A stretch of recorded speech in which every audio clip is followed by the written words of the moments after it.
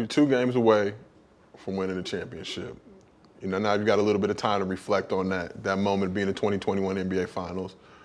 What are you going to take from that experience to help you grow as a hooper? I don't know. It was tough.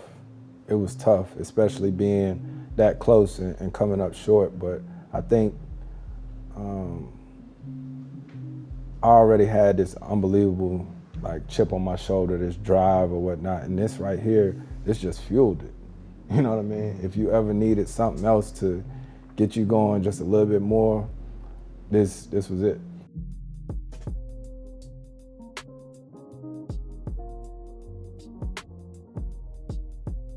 The Phoenix Suns last year definitely felt like the Cinderella story of the league.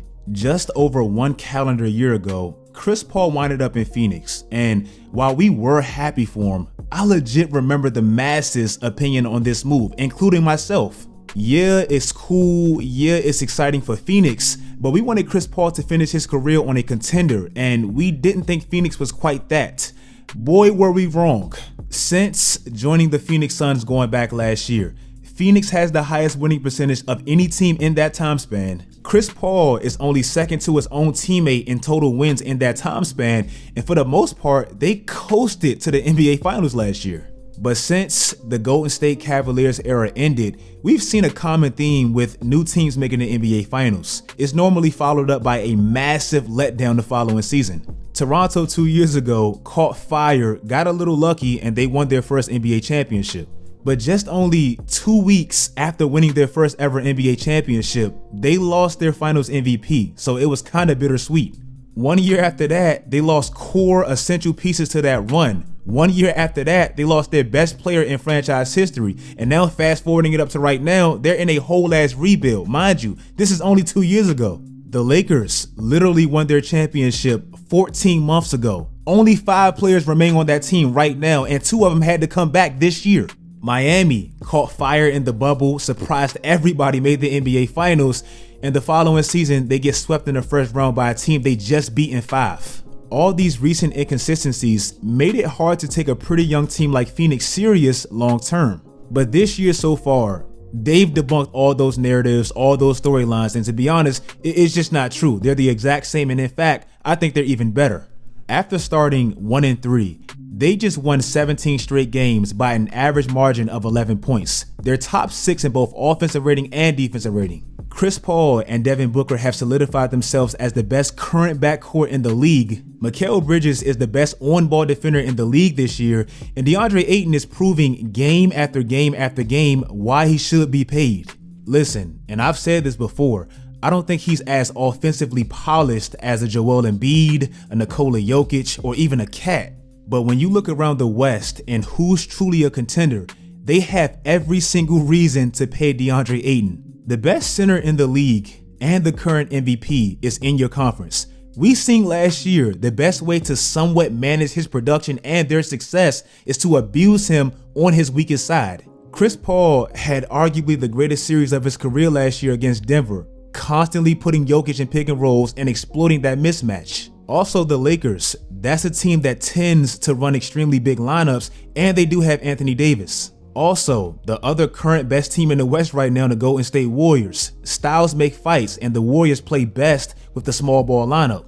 Their one weakness, in my opinion, is the lack of defensive versatility from a true big. James Wiseman, he's coming back and all that, but I think he'd get abused by Chris Paul and Devin Booker and DeAndre Ayton in the pick and roll. Draymond Green is great, versatile defensively and all that, but he's 6'6", 6'7". At some point, that's going to hurt him. The Phoenix Suns really have a great chance at another finals appearance barring any major injuries, and depending on how Klay looks coming back, they might just be the favorites.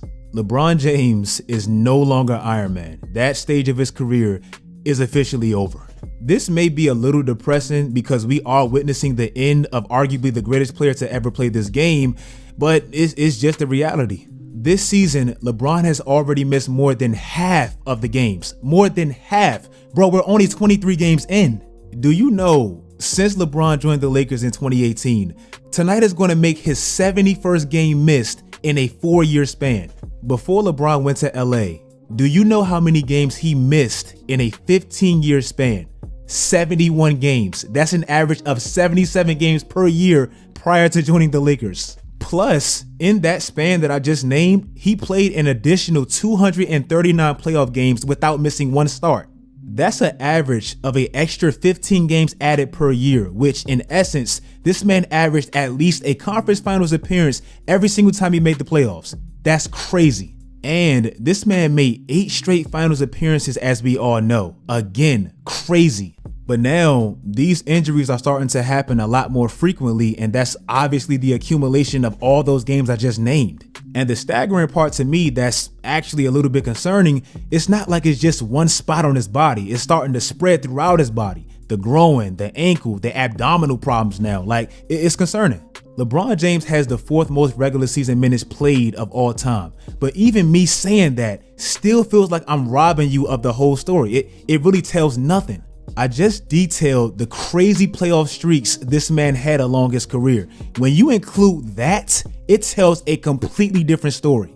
If you combine the two, regular season minutes plus the playoff minutes, LeBron has played the 2nd most minutes ever, and he's damn near 2,000 more minutes cleared of the 2nd best player as far as the playoffs, Tim Duncan. Tim Duncan is 2nd as far as playoff minutes played with 9,400.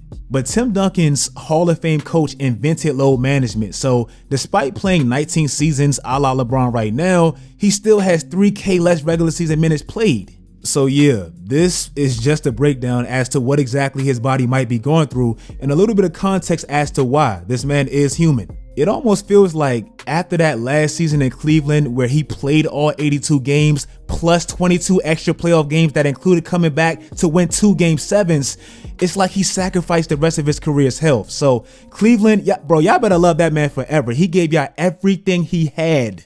Stephen Curry was never, and I mean never, just a product of what surrounded him.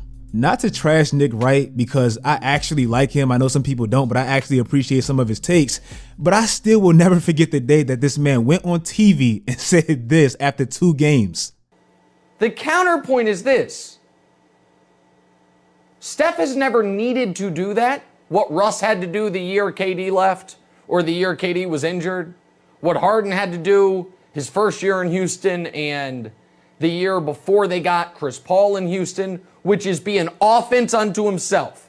Say, listen, can't win a title, but we're going to get to 45 wins plus. We're going to get to the playoffs, and it's going to be all through me. Steph's never had to do that. And what I fear we're going to find out this year is that's very good because he can't.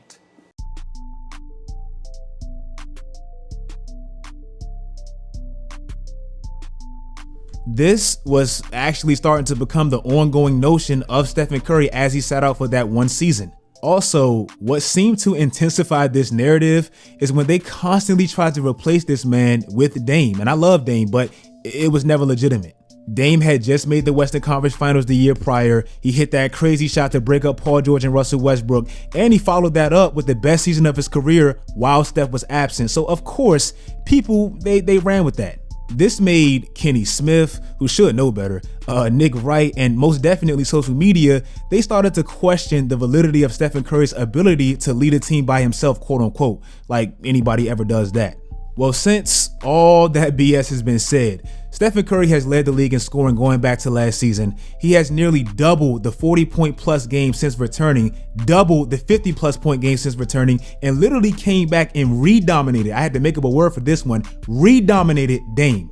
Mind you, Curry literally played Dame in the Western Conference Finals when it was just backcourt versus backcourt without Kevin Durant, and it was somewhat even, and he swept him. So no disrespect to Dame, this is just the facts. Also, there was the narrative that Klay Thompson saving Stephen Curry's ass on defense by guarding the opposing team's best guard that contributed heavily to Stephen Curry's success. Plus, the spacing Klay Thompson adds to an already stretched floor with Steph. And yeah, that's true. That's why we call it the greatest backcourt of all time. But who cares? Did we ever chastise Michael Jordan for Scottie Pippen basically being the one that shut down Magic Johnson in his first NBA championship? No, we just appreciate greatness. So why can't we do that with Steph and Klay? When you look at their team right now, without any big name offensive stars, excluding Steph, only 2 players averaging double digits outside of Steph, somehow they still are tied for the best record in the league. And I'm not saying it's all Steph, but never get it twisted. He's always been the main ingredient.